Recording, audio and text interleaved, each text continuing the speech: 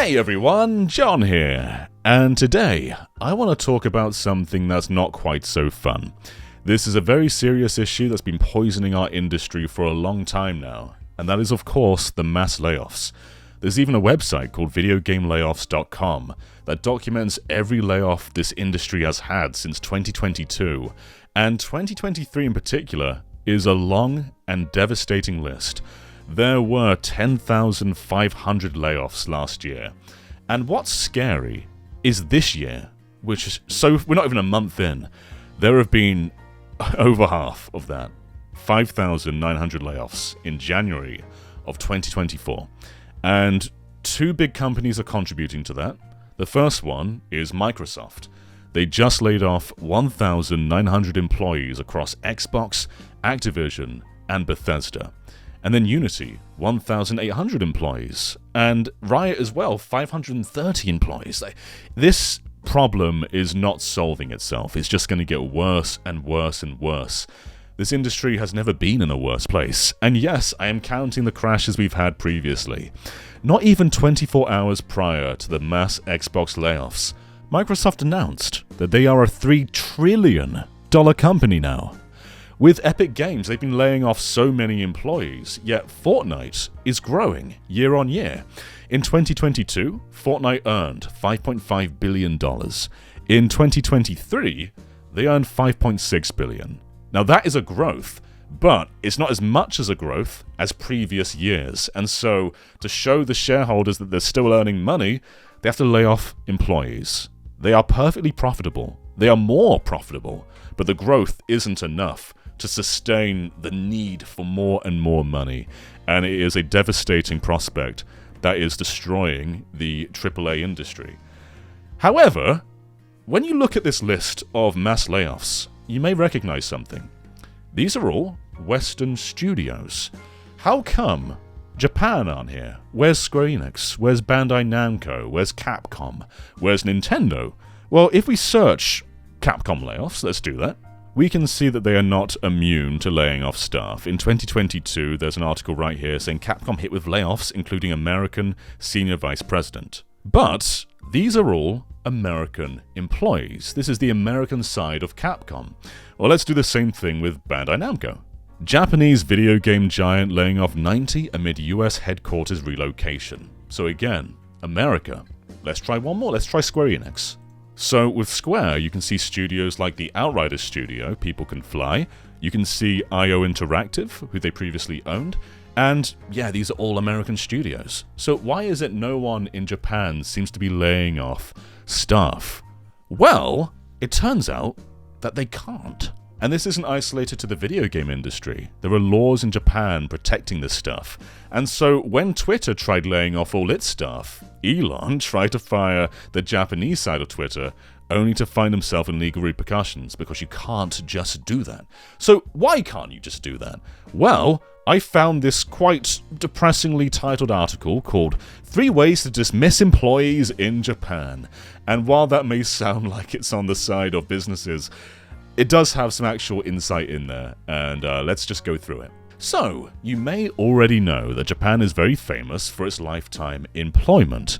If you were to look at the credits for a game like Mario Wonder, you will see some names in there that were responsible for the original Super Mario Bros. Around 40 years ago, and that is not uncommon at all. And the reason for that is you can't just fire someone in Japan. So let's look through this list. So the first one is a negotiated voluntary resignation. You can't just say to them, look, this is not working out, please leave the premises and don't come back, you don't work here anymore. What you can do is suggest to them that they should leave, and you can do that by offering them a lump sum of multiple months' salary, but they have to acknowledge that this is of their own accord. And if it isn't, if they've been forced out of the company, then through legal action, they can either sue or be legally redesignated out of the company to work there again. The employer has no say in that. So if they were of their own accord to leave with that lump sum, then yes, that's fine. But they have to actually be the one to make that decision. The employer can't do that. Another one, termination for cause. And this basically means that there has to be an actual legal reason for why they can't be working here anymore. Maybe they are a criminal. Maybe they've broken the law. Maybe they've done insider trading or something like that. It has to be of that kind of caliber, otherwise it won't hold up in court. It can't just be they missed a few days' work. Maybe it can be that they're absent the majority of the time without reason, then maybe yes, that would hold up in court. But yeah, for the most part, it has to be pretty extreme. And even then, there must be a 30-day notice period for that. And then the third one, which is pretty relevant to this, economic circumstances. And I'm just going to read out the first two paragraphs because this is pretty heavy stuff. Layoffs are a rare occurrence in Japan and are only permitted in cases of truly severe financial distress, where the employer can demonstrate that a reduction in workforce is necessary in order to avoid insolvency. In the case of a multinational employer, this necessity is judged based on the employer's worldwide operations, not just its operations in Japan. Even in clear-cut bankruptcy cases, there are further procedural hurdles for the employer to clear. Before implementing layoffs, the employer must make an effort to avoid layoffs by implementing other cost reduction measures. The scope of measures required can vary depending on the circumstances of the employer, but may include the reduction of working hours, reduction of executive compensation, personnel relocation, and solicitation of voluntary resignations. If a terminated employee can demonstrate that alternative cost reduction measures were available to the employer, their termination may be declared invalid. So a suggestion there was a reduction in executive compensation. And if that sounds familiar, that is exactly what Satoru Iwata did in the Wii U era when Nintendo was struggling.